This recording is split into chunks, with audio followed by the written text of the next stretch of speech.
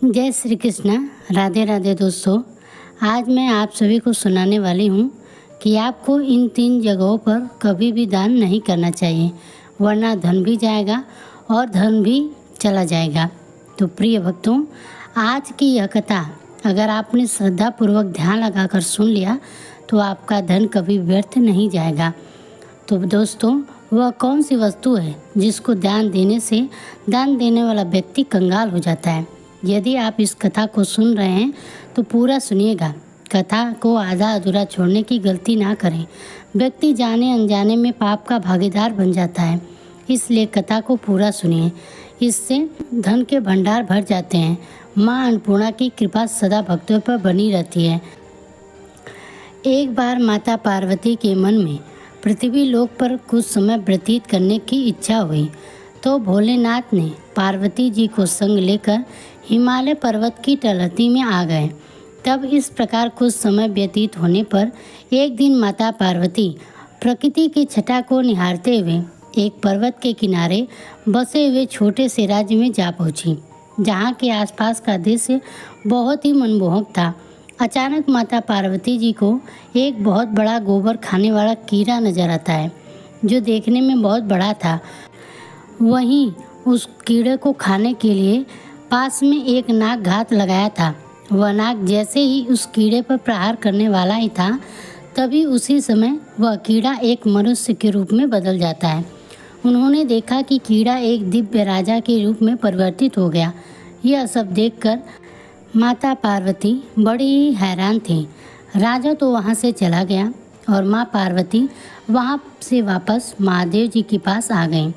शिव जी के पूछने पर कि वे कहाँ चली गई थी, तब माता पार्वती कहती हैं कि हे स्वामी, आज मैंने जंगल में एक बड़ी ही विचित्र घटना देखी, जिसे देखकर मैं बहुत ही आश्चर्यचकित हो गई हूँ। मेरे मन में बहुत सारे सवाल उत्पन्न हो रहे हैं। तब भगवान शिव ने पूछा, देवी, तुमने ऐसा क्या देख लिया जिसे तुम इतनी विचित्र बता रही हो? तब माता पार्वती कहती हैं कि हे स्वामी, जब मैं प्रकृति की छटा को देखने के लिए जंगल में गई थी, तो मैंने एक जगह पर एक बड़े ही विशाल शरीर वाले कीड़े को देखा और उसी स्थान पर एक सर्प उस कीड़े का शिकार करने वाला था। वैसे ही वह कीड़ा एक राजा के रूप में बदल गया। यह बात मेरे समझ में नहीं आई कि अगर वह कीड़ा था तो राजा कैसे बन गया? अगर वह कोई राजा था तो फिर वह कीड़ा क्यों बना? माता पार्वती की बात सुनकर भगवान शिव मंद मंद मुस्कुराने लगे। उन्होंने कहा, हे देवी, आज जंगल में तुमने राजा धर्मदेव को देख लिया है, जो इसी देश का राजा है। भगवान शिव की बात सुनकर माता पार्वती भी ज़्यादा अचंभे में पड़ जाती हैं और शिव जी से कहती हैं कि हे स्वामी, राजा धर्मदेव ने ऐसा कौन सा पाप कर दिया था जिसके कारण से कीड़ा बनना पड़ा? मैंने तो सुना है इस राज के महाराजा तो बड़े धर्मात्मा हैं, बिना दान पुण्य किए वो भोजन भी नहीं करते, फिर उससे ऐसा कौन सा पाप हो गया? तब भगवान शिव जी कहते हैं कि राजा धर्मदेव का यही स्वभाव तो उसके लिए मुसीबत बन गया। उसने कुछ ऐसा दान कर दिया जिसके कारण राजा धर्मदेव को कीड़े की योनि में जन्म लेना पड़ा। तब माता पार्वती कहने लगी कि भगवान, मेरी समझ में कुछ नहीं आया, मुझे विस्तार से समझाइए कि राजा धर्मदेव के साथ ऐसा कैसे हो गया? तब भगवान शिव जी कहते हैं कि हे देवी, इस कथा को बड़े ही ध्यान प्रसन्न चित्त मन से पूरा ध्यान लगाकर अंत तक सुनिएगा, क्योंकि यह कथा जो कोई सुनता है उसे अनंत गुना पुण्य फल की प्राप्ति होती है। इसलिए प्रत्येक मनुष्य को इस कथा को बड़े प्रसन्नचित मन से पूरा अवश्य सुनना चाहिए। इस प्रसिद्ध राज्य में एक महादानी राजा धर्मदेव राज करते थे। राजा इतने बड़े दानी थे कि जब तक अपने द्वार पर आए हुए भूखे भिखारी और ब्राह्मणों को भोजन नहीं करा देते, तब तक वह स्वयं भी भोजन नहीं करते थे। यह उनका रोज का नियम था। पूरे राज्य में उनकी खूब प्रशंसा होती थी। राजा धर्मदेव के दान धर्म करने का एक नियमित समय था। एक निश्चित समय तक ही वे दान करते थे। राजा धर्मदेव सुबह के 10 बजे से लेकर दान बांटना शुरू करते थे और सूर्यास्त होने तक दान देना बंद कर देते थे। सूर्यास्त के बाद अगर कोई उनके यहाँ दान लेने के लिए आता तो वह उसे दान नहीं देता था, बल्कि अगले दिन आने के लिए कहता। राजा की ख्याति धीरे धीरे देश विदेश में फैलने लगी। अब तो हर रोज़ राजा धर्मदेव के द्वार पर याचकों की भीड़ लगी रहती थी। वह प्रत्येक दिन हर याचक को दोनों हाथों की अंजलि में जितनी स्वर्ण मुद्राएं आती थी उतना धन दिया करता था। सभी याचक राजा की जय जयकार करते हुए चले जाते थे। इसी प्रकार से राजा के बड़े अच्छे दिन से निकल रहे थे। एक दिन क्या हुआ कि इसी राज्य का एक ब्राह्मण परिवार इसी जंगलों के पास बड़ा ही रहता था। वहाँ का जो ब्राह्मण था वह बहुत ही तपस्वी था। उसे अपनी मेहनत से जो कुछ भी मिलता उसी को खाकर अपना समय काट लेता था। एक दिन क्या हुआ कि ब्राह्मण की पत्नी ने अपने पड़ोस में किसी के मुख से सुना कि हमारे राजा बड़े ही दानी हैं, जो भी उनके द्वार पर जाता है उसे दान जरूर देते हैं। ब्राह्मणी पड़ोसन की यह बात सुनकर आई और अपने पति से आकर कहने लगी कि हे स्वामी, हमारे राजा बड़े ही दानी हैं, उनके द्वार से आज तक कोई निराश होकर नहीं लौट गया। आप भी महाराज के दरबार में चले जाइए, महाराज से दान स्वरूप हमें कुछ मिल जाएगा तो हमारा समय भी आराम से कट जाएगा। ब्राह्मण बोला, देखो प्रिय, मेरी ज़िंदगी का आधा समय तो बीत गया और आधा शेष बचा है, वो अभी मैं जैसे तैसे काट लूँगा, पर मैं किसी के द्वार पर हाथ फैलाने नहीं जाऊँगा। ब्राह्मणी बोली, महाराज आप कैसी बातें कर रहे हो? जब आपका राजा दान दे रहा है तो प्रजा को दान लेने में कोई बुराई नहीं होती, और फिर हम तो ब्राह्मण हैं, हमारा धर्म है दान लेना। मैं कहती हूँ कि आप राजा के पास एक बार जरूर जाओ। ब्राह्मणी कहने लगी कि देखिए, अपने परिवार का अच्छे से पालन पोषण करने की जिम्मेदारी हर गृहस्थ की बनती है। हर गृहस्थ व्यक्ति का यह धर्म है कि वह अपने परिवार को सुखी रखे, उसे हर सुख सुविधाएं प्रदान करें। जो लोग ऐसा नहीं करते उन्हें अपने परिवार का भरण पोषण न करने के कारण पाप लगता है। भगवान भोलेनाथ जी कहते हैं कि हे देवी, ब्राह्मणी की बातों को सुनकर वह ब्राह्मण राजा धर्मदेव के यहाँ जाने को तैयार हो गया। अब तो ब्राह्मण अपने घर से राजा धर्मदेव के दरबार की ओर चल पड़ता है। दोस्तों, अब देखिए, चलते चलते ब्राह्मण को संध्या हो गई। इधर राजा धर्मदेव ने दान देने का एक निर्धारित समय निर्धारित किया था। उस दिन राजा के दरबार में जितने भी याचक आए थे सभी दान लेकर जा चुके थे। अब राजा का दान देने का समय समाप्त हो चुका था। सभी दान पेटियों पर ताले लगा दिए गए थे। इधर ब्राह्मण बड़ी दूर से पैदल चलकर आ रहा था, लेकिन ब्राह्मण के पहुँचते पहुँचते सूर्यास्त हो चुका था। अब महाराज ने दान देना बंद कर दिया। राजा और उसके सैनिक दान पेटियों को लेकर राजमहल की ओर जा रहे थे। उसी समय रास्ते में ब्राह्मण उनके मार्ग में आ जाता है और बड़े ही विनम्रता भाव से कहता है कि हे महाराज, मैंने सुना है आप हर दिन गरीबों को दान देते हो। मैं भी एक गरीब ब्राह्मण हूँ और काफ़ी दूर से चलकर पैदल आपके द्वार पर आया हूँ। कृपया करके मुझे भी दान दीजिए। दोस्तों, सूर्यास्त के बाद अपने पास एक ब्राह्मण को आया देखकर राजा कहने लगा कि हे ब्राह्मण देव, मुझे क्षमा करना, मैं सूर्यास्त के बाद दान देना बंद कर देता हूँ। आप मेरे पास सूर्यास्त के बाद आए हो, अब आप वापस लौट जाइए। कल प्रातःकाल आप मेरे पास आइएगा, तब मैं आपको दान दूंगा। यही नहीं, कल जब आप मेरे पास आओगे तो मैं आपको आज का भी और कल का भी दोनों दिन का दान दे दूंगा। हे पार्वती, ब्राह्मण थोड़ा जिद्दी स्वभाव का था। वह कहने लगा, महाराज मुझे आज ही दान दे दीजिए, मैं कल का इंतज़ार नहीं कर सकता। रोज़ रोज़ दान लेने के लिए मैं आपके यहाँ नहीं आ सकता। जब राजा ने यह बात सुनी तो राजा को बहुत कुछ क्रोध आया, परंतु ब्राह्मण जानकर राजा ने फिर उसको समझाया कि हे ब्राह्मण देव, तुम्हें कल ही दान लेने के लिए आना पड़ेगा। मैं तुम्हें कल ही दान दे सकता हूँ, आज दान नहीं दे सकता।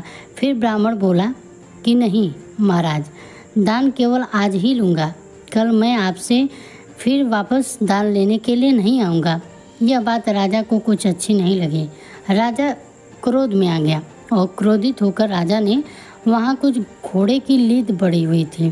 क्योंकि राजा चलते चलते घोड़े के स्थल के पास पहुँचे थे, राजा ने देखा कि ब्राह्मण आज ही दान लेने की हट कर रहा है, तो दान के स्वरूप में राजा ने घोड़े की लीद उठाकर ब्राह्मण के कमंडल में डाल दी। ब्राह्मण उस लीद को लेकर सम्मान से अपने घर की ओर चल देता है। इधर घर पर उसकी पत्नी इंतजार कर रही थी और वह सोच रही थी कि मेरे पतिदेव राजा के यहाँ से कुछ बड़ा दान लेकर आते होंगे कि राजा साहब उन्हें सोने की मोहरें देगा, जिससे कि सारी दरिद्रता मिट जाएगी। ब्राह्मण दान में घोड़े की लीद लेकर अपने घर पहुँचे तो ब्राह्मण की पत्नी बहुत प्रसन्न होती है और ब्राह्मण से कहने लगती है, देखो मैं तुमसे कहती थी ना कि महाराज के दरबार में दान लेने जाओगे तो महाराज तुम्हारी और हमारी गरीबी दोनों खत्म कर देंगे। यह बात सुनकर ब्राह्मण बोले कि हे देवी, दान देने वाले ने दान दिया और मैंने उसे भी ले लिया। तुम एक काम करो, इस स्थान को गोबर से लीप दो, तब मैं तुम्हें राजा के द्वारा दिया गया दान दिखाऊंगा, नहीं तो यह दान अपवित्र हो जाएगा। बड़ी खुशी के साथ ब्राह्मण पत्नी ने उस जगह को लीप दिया और उस जगह पर एक दीपक जलाकर रख दिया और वहीं जाकर बैठ गई। हे पार्वती, उसके बाद वह ब्राह्मण ने घोड़े की लीद से भरा हुआ पात्र अपने ब्राह्मणी को दे दिया। यह देखकर ब्राह्मणी बड़ी ही आश्चर्यचकित रह गई कि यह कैसा मजाक है। ब्राह्मण ने कहा, मजाक कैसी है, राजा ने दान दिया है, वह मैं तुम्हें लाकर दे दिया। अब तो ब्राह्मणी बड़ी दुखी हुई कि राजा ने लीद का दान दिया है। तब ब्राह्मणी सोचती है कि क्या राजा के पास धन की कमी हो गई। चलो कोई बात नहीं, महाराज से गलती हो गई होगी, आप फिर से राजा के पास चले जाना। दोस्तों, उस दिन के बाद ब्राह्मण कभी भी राजा के पास दान लेने के लिए नहीं गया और ब्राह्मण ने उस लीद को अपने घर के मुख्य द्वार पर रख दिया।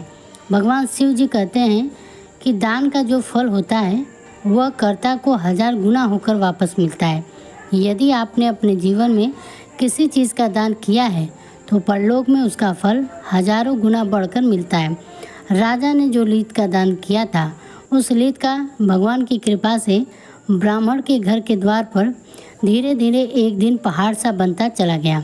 इस तरह राजा के दान का फल बढ़ता जा रहा था। ब्राह्मणी ब्राह्मण से पूछती कि हे स्वामी, इस लीद का क्या होगा, यह तो रोजाना बढ़ती जा रही है। आप तो वेदों के ज्ञाता हैं, मुझे इसका मतलब बताओ। तब ब्राह्मण कहने लगा, देखो देवी, यह राजा के दान का फल है जो बढ़ता जा रहा है और इस फल को उसे ही भोगना पड़ेगा। यदि हम इसे उपयोग में ले रहे होते तो राजा को इसका सुफल प्राप्त होता। अब जबकि यह हमारे किसी काम का नहीं है तो इसका परिणाम अब राजा को ही भोगना पड़ेगा। यह बात सुनकर ब्राह्मणी बड़ी सोच में पड़ जाती है। इस प्रकार धीरे धीरे समय बीतता गया और इधर उस लीद का पहाड़ काफ़ी बड़ा हो गया था। भगवान शिव जी माता पार्वती जी से कहते हैं कि हे देवी, आप आगे सुनिए। एक दिन की बात है, राजा धर्मदेव वन में शिकार करने के लिए जाता है, परंतु राजा धर्मदेव को कोई शिकार नहीं मिलता। जब कोई शिकार नहीं मिलता तो राजाओं के पहले नियम थे कि राजा को जब कोई शिकार ना मिले तो वह बिना शिकार किए वापस लौटकर नगर नहीं जाता था, चाहे उसे मार्ग में कहीं रुकना ही क्यों ना पड़े। अब शाम का वक्त हो चुका था और सूर्यास्त होने के बाद किसी जीव को सताना क्षत्रियों का धर्म नहीं होता। यह सोचकर राजा ने सोचा कि अब मुझे यहाँ से चलना चाहिए और यहीं किसी स्थान पर ठहर जाना चाहिए। अब तो राजा उस जंगल के पास ही अपने ठहरने का स्थान ढूंढने लगते हैं। ढूंढते ढूंढते राजा उसी ब्राह्मण के घर जा पहुँचा जिसे राजा ने कुछ वर्ष पहले लीद का दान दिया था, लेकिन राजा उस घटना को भूल चुका था। राजा धर्मदेव जब ब्राह्मण के घर पहुँचे तो वहाँ पहुंचकर राजा ने ब्राह्मण से कहा कि हे ब्राह्मण देवता, आज मुझे आपके यहाँ ठहरने के लिए स्थान चाहिए। राजा की बात सुनकर ब्राह्मण कहने लगा, ठीक है राजन, आपका हमारी इस कुटिया में स्वागत है। दोस्तों, उस राजा धर्मदेव ब्राह्मण की कुटिया पर विश्राम करते हैं। जो भी ब्राह्मण के घर में रूखा सूखा भोजन था उससे ब्राह्मण ने राजा को अतिथि सत्कार किया। भोजन करने के बाद राजा की आधी रात वहीं बीती और इधर जब सवेरा हुआ तो राजा की नज़र ब्राह्मण की कुटिया के बाहर उस लीद के ढेर पर पड़ती है, तो अब तक पहाड़ के रूप में बन चुका था। उस लीद के पहाड़ को देखकर राजा ब्राह्मण से पूछने लगे कि हे ब्राह्मण देव, क्या वास्तव में आपके पास इतने सारे घोड़े हैं जो इतना बड़ा लीद का ढेर लगा हुआ है? तब ब्राह्मण ने उत्तर दिया कि हे महाराज, हम तो पूजा पाठ तथा साधना करने वाले ब्राह्मण हैं, हमें भला घोड़ों से क्या काम। राजा ने कहा, तो फिर आपके घर के बाहर यह लीद का ढेर कैसे? ब्राह्मण समझाते हुए कहता है कि देखिए, तुम यदि जानना चाहते हो कि यह लीद का ढेर क्यों है, तो इसके पीछे बहुत बड़ा रहस्य छुपा हुआ है। अब तो उस रहस्य को भगवान शिव जी माता पार्वती जी से कहते हैं कि हे देवी, अब तो उस रहस्य को जानने की राजा की उत्सुकता बढ़ती ही चली गई। ब्राह्मण बोला कि हे यात्री, हमारे राज्य का राजा बड़ा ही दानी धर्मात्मा है। वह रोजाना सोने का दान करता है। 17 से 18 वर्ष पहले की बात है। मेरी पत्नी ने मुझे ज़बरदस्ती राजा के यहाँ दान लेने के लिए भेजा था। अपनी पत्नी के कहने पर मैं राजा के पास दान लेने के लिए चला गया। जब मैं राजा से दान लेने की जिद कर रहा था तो वह मुझे अगले दिन आने को कह रहा था, लेकिन मैं राजा की बात नहीं मानी और जब मैं दान लेने की जिद करने लगा तो राजा ने क्रोध में आकर मेरे कमंडल में घोड़े की लीद उठाकर डाल दी। मैंने उसे सम्मान सहित लेकर अपने घर चला आया और मैंने उस लीद को यहाँ पर रख दिया, क्योंकि वह लीद मेरे कुछ काम का नहीं था और दान की वस्तु को मैं कहीं फेंकना नहीं चाहता था। तो राजा ने पूछा कि हे ब्राह्मण देव, राजा ने तो तुम्हें कुछ थोड़ी सी लीद दान में दी होगी, पर यह तो इतना बड़ा पहाड़ कैसे बन गया। तब ब्राह्मण ने समझाया कि हे भाई, हमारे वेद पुराण यह कहते हैं कि अगर कोई दान देने वाला जितना दान देता है उसका 1000 गुना फल उसको वापस मिलता है। राजा का वह दान समय के साथ 1000 गुना बढ़कर जमा हो गया है। अब अपने उस दान का फल राजा को खुद ही भोगना पड़ेगा। ब्राह्मण की बात सुनकर राजा के पैरों तले की जमीन खिसक जाती है। राजा तो इस बात को भूल चुका था, पर ब्राह्मण के बताने पर राजा को सारी बातें याद आ जाती हैं कि मैंने ही यह लीद एक ब्राह्मण को दान में दी थी। अब तो राजा बहुत घबरा गया। दोनों हाथ जोड़कर उस ब्राह्मण से पूछने लगा कि हे ब्राह्मण देव, राजा इसका फल कैसे भोगेगा और मुझे इसकी बात बता दो। ब्राह्मण बोला, देखो भाई, यह लीद का ढेर अब राजा को खाना पड़ेगा। जब तक वह इसे नहीं खा लेता तब तक यह बढ़ता ही रहेगा। ब्राह्मण की बात सुनकर राजा घबरा गया और उसने सारी बात ब्राह्मण को बता दी कि मैं ही इस राज्य का राजा हूँ और मैंने ही आपको यह लीद का दान दिया था। आप मुझे क्षमा करें और मुझे इसका उपाय जरूर बता दें कि मेरा उद्धार कैसे होगा। ब्राह्मण करने लगा कि हे महाराज, मैं आपको पहचान गया था। यदि तुम ही राजा हो तो इसका परिणाम तो तुम्हें ही भोगना पड़ेगा, क्योंकि दान में देने वाला यदि किसी ऐसी वस्तु का दान देता है जो वस्तु अनुपयोगी है तो वह दान पाने वाले के किसी काम का नहीं है, तो उस वस्तु का दान का फल भी उसे ही भोगना पड़ता है। ब्राह्मण करने लगा, राजन, आपको अपने किए का फल तो भोगना ही पड़ेगा। यदि तुम इस लीद को खाने से बचना चाहते हो तो एक दूसरा उपाय मैं तुम्हें बताता हूँ। यदि तुम इस उपाय को कर लेते हो तो उस उपाय से तुम्हारे बहुत सारे हिस्सेदार हो जाएंगे। यदि तुम वह उपाय नहीं करोगे तो तुम्हें केवल सारे अकेले ही लीद को खानी पड़ेगी। ब्राह्मण कहता है कि हे राजन, यदि आप अपनी स्वयं की निंदा करवाओगे, जितनी इस राज्य में तुम्हारी निंदा होगी उतनी ही लीद घटकर कम हो जाएगी। राजा बोला, हे ब्राह्मण, मेरी निंदा भला कौन करेगा, लोग तो मेरी प्रशंसा करते हैं।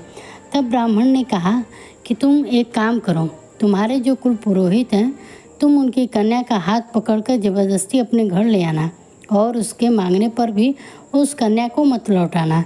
इस प्रकार से तुम्हारी राज्य में निंदा होनी शुरू हो जाएगी, लेकिन उस कन्या के प्रति तुम्हारी नज़र गंदी नहीं होनी चाहिए। तुम उस कन्या को बेटी के रूप में लेकर आना, लेकिन यह बात किसी को मत बताना कि तुम उसे बेटी बनाकर लाए हो। कन्या को लेकर जाकर तुम्हें उसे रानी के पास छोड़ देना है और उसे कह देना है कि वह उस कन्या को बेटी की तरह पाले। प्रजा के लोग समझेंगे कि तुमने बहुत बड़ी निंदा का काम किया है। अब राजा को यह उपाय समझ में आ गया। राजा अपने राज्य को लौटा और राज्य में आकर वह सीधा अपने कुल पुरोहित के घर पहुंचा और कुल पुरोहित से जब राजा को अपने घर पर आया देखा तो कुल पुरोहित ने राजा से पूछा कि हे राजन, क्या बात है, आज आप बड़े उदास लग रहे हो। राजा ने कहा, गुरुदेव, आप अपनी बेटी को बुलाइए, मुझे उसी से कुछ काम है।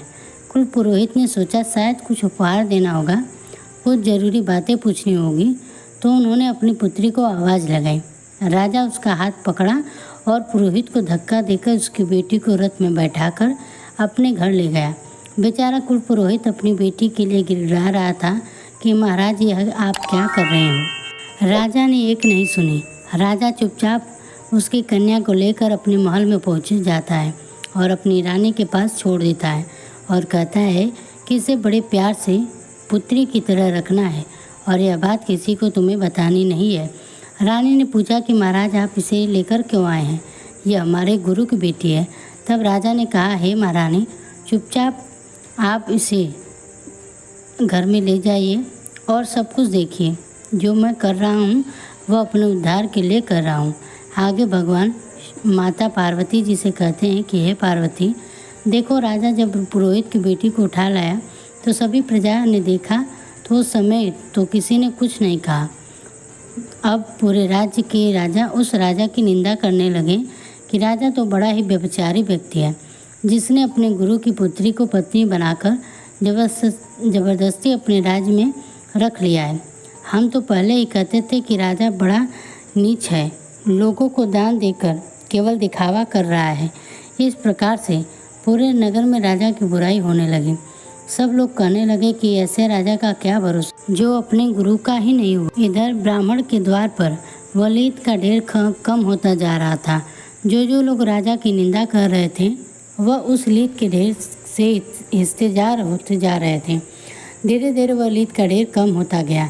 राजा कुछ दिनों के बाद जब वह फिर से दोबारा ब्राह्मण के घर पहुंचा तो देखता है कि ब्राह्मण के घर के आगे लीद का ढेर अब इतना रह गया था कि जितना राजा ने ब्राह्मण को दान में दिया था। यह देखकर राजा बड़ा ही प्रसन्न हो जाता है। राजा हाथ जोड़कर ब्राह्मण से बोला, हे ब्राह्मण देव, आपने पहाड़ जैसा लीद का ढेर तो कम करवा दिया। जिन जिन लोगों ने मेरी निंदा की हो उनके हिस्से में वह चली गई होगी, लेकिन अब यह थोड़ी सी शेष रह गई है। अब इसका कोई उपाय बता दीजिए। ब्राह्मण ने कहा कि हे राजन, जो लीद रह गई है यह तुम्हारे हिस्से की लीद है, यह तुम्हें ही खाना पड़ेगा। इसे खाने के लिए तुम्हें कीट योनि में जन्म लेना पड़ेगा। अब राजा बोला, हे मुनि, आपके पास कोई और उपाय है तो आप मुझे बता दीजिए जिससे कि यह लीद खत्म हो जाए, मुझे कीट योनि में जन्म ना लेना पड़े। तब ब्राह्मण ने एक उपाय बताया कि हे राजन, मेरा एक भाई है जो तुम्हारे इसी नगर में रहता है। वह बड़ा ही विद्वान और ईश्वर भक्त है। भगवान शिव में उसकी बड़ी भक्ति है। वे दोनों पति पत्नी बड़े ही सज्जन हैं, हर समय ईश्वर में ध्यान में लगे रहते हैं। लगता है कि उन दोनों ने तुम्हारी बुराई नहीं की होगी। यदि वह तुम्हारी बुराई निंदा कर दे तो यह बताया हुआ लीद का ढेर समाप्त हो जाएगा। ब्राह्मण की बात सुनकर राजा कहते हैं कि हे महाराज, हे ब्राह्मण देव, मैं उससे भी अपनी निंदा करवाता हूँ। दोस्तों, भगवान भोलेनाथ माता पार्वती जी से कहते हैं कि हे देवी, राजा भेष बदलकर उस ब्राह्मण के घर पहुँचते हैं तो ब्राह्मण राजा का स्वागत करता है और बैठने के लिए उसे आसन देते हैं। राजा आसन पर बैठ जाते हैं। अब राजा उस ब्राह्मण से कहने लगा कि हे ब्राह्मण देव, मैंने सुना है यहाँ कोई राजा है, वह बड़ा ही अन्यायी है, बड़ा ही नीच प्रवृत्ति का है। ब्राह्मण करने लगा, होगा, मुझे क्या लेना। तब राजा ने कहा, हे ब्राह्मण, उसने अपने गुरु की पुत्री को बलपूर्वक अपने घर में रख लिया है। तब ब्राह्मण बोलता है, मुझे नहीं पता। अब राजा अपने ही मुख से अपनी बुराई करने लगा, कहने लगा, बताओ, अपने गुरु की पुत्री को अपने घर में रख लिया, यह कहाँ का अन्याय है, कहाँ का अन्याय है, बड़ा ही दुष्ट राजा है। ब्राह्मण बोला, हे भाई, मुझे नहीं पता, यह सब बातें मुझे क्यों सुना रहे हो। जब राजा ने बार बार उस ब्राह्मण को आलोचना करने के लिए उकसाया, फिर भी उसने आलोचना नहीं की। तब ब्राह्मण ने अपने तपोबल बल से देखा कि यह तो राजा है, यह तो मुझसे निंदा करवाने के लिए आया है, मुझसे अपनी निंदा करवा कर अपने पाप में मुझे सम्मिलित करना चाहता है। तब ब्राह्मण कहने लगे कि मैं तुम्हें पहचान गया हूँ, भलाई इसी में है कि आप मेरे यहाँ से वापस लौट जाइए। मैं कभी भी किसी की आलोचना नहीं करता, मैं एक सच्चा शिव भक्त हूँ और माता पार्वती के द्वारा बताए हुए उपदेशों का अनुसरण करता हूँ। किसी की बुराई कर मैं नरकगामी नहीं होना चाहता। मैं आज तक कभी भी जीवन में अनैतिक कार्य नहीं किया है और अंतकाल तक कुछ ऐसा करके अपने लोक और परलोक को बिगाड़ना नहीं चाहता। हे राजन, यही अच्छा होगा कि आप अपने नगर को वापस लौट जाएं। हे राजन, तुम्हारा पाप तुम्हें ही भोगना पड़ेगा। ब्राह्मण ने फटकार लगाकर राजा को वहाँ से भगा दिया। निराश होकर राजा वहाँ से वापस लौटकर अपने राज्य को चला जाता है और फिर एक दिन बाद उसी ब्राह्मण के घर आता है जहाँ पर वह लीद का ढेर लगा हुआ था। ब्राह्मण के चरणों में आकर राजा गिर पड़ा। राजा कहता है कि हे ब्राह्मण देव, अब क्या कोई और उपाय नहीं है? तब ब्राह्मण ने कहा, नहीं राजन, समझ लो अब तुम्हें यह खाना पड़ेगा, चाहे जैसे भी खाओ। यह बात सुनकर राजा कहने लगा, हे ब्राह्मण देव, पता नहीं कब मुझे कीट योनि का जन्म धारण करना पड़ेगा, तब तक पता नहीं मुझसे कितने पाप होते रहेंगे। क्यों ना आप मुझे कुछ समय के लिए कीट बना दो। तो ब्राह्मण करने लगा कि हे राजन, मैं तुम्हें कीट भी नहीं बना सकता, इतनी शक्ति मेरे अंदर नहीं है और यह काम तो केवल भगवान का है। परंतु मैं तुम्हें इतना बता सकता हूँ कि यहाँ से मरने के बाद तुम एक दिन कीट अवश्य बनोगे और जब तुम अपने हिस्से के लिए खा लोगे, इससे पाप मुक्त हो जाओगे, क्योंकि तुमने अपने जीवन में कोई पाप नहीं किया है, दान किया है, तुम्हारी दानी में गिनती होगी। तुमने सदैव गरीबों में दान किया है, परंतु तुमसे यह भूल हो गई तो तुम्हें इसकी सज़ा भुगतनी पड़ेगी और कीट योनि में तुम्हें अवश्य जन्म लेना पड़ेगा। लेकिन ये अलीद को खाने के बाद तुम मानव योनि को प्राप्त हो जाओगे। भगवान भोलेनाथ माता पार्वती को आगे की कथा को सुनाते हुए कहते हैं कि हे देवी, कुछ ही दिनों बाद राजा धर्मदेव की मृत्यु हो जाती है और मृत्यु के बाद उसे गोबर खाने वाले कीड़े के रूप में जन्म मिलता है और जिस जगह पर लीद पड़ी हुई थी वहाँ राजा की लीद खाने लगता है। धीरे धीरे कई वर्षों में उस लीद को वह कीट खाते खाते उसने अपने इस हिस्से की सारी लीद समाप्त कर दी। तभी आपकी नज़र उस कीड़े पर पहुँच गई। हे देवी, उसी समय वह मनुष्य के रूप में प्रकट हो जाता है और दिव्य विमान को दे पाकर स्वर्ग की ओर चला जाता है। वह राजा धर्मदेव जिसने क्रोध में आकर एक ब्राह्मण को दान में लिख दे दी थी, जिसके कारण वह कीड़ी की योनि में पैदा हुआ। तो दोस्तों, इस प्रकार से एक महान दानी राजा को भी अहंकार में आकर किए गए दान का फल कीड़ा बनकर चुकाना पड़ा। दोस्तों, भगवान शिव जी कहते हैं कि जो व्यक्ति अनुपयोगी वस्तुओं का दान देता है, क्रोध के वशीभूत होकर दान देता है, अहंकार वश दान देता है, वह सदैव पाप का भागी होता है। दान देने से पहले मनुष्य को अपने अंतर मन को टटोलना चाहिए कि यदि दान देने की सामर्थ्य नहीं है तो दान नहीं देना चाहिए। हमारे द्वारा दिया गया दान हमें कई गुना होकर वापस मिलता है, चाहे वह इस जन्म मिले या अगले जन्म मिले। यदि हमने किसी के लिए खाने की वस्तु दान दी है तो आगे आने वाले कई जन्मों के लिए हमारे लिए कभी भोजन का संकट नहीं होगा। यदि हमने किसी का उपहास उड़ाया है, अहंकार वश उसका परित्याग किया है, तो उसका फल हमें कई गुना होकर भोगना पड़ता है।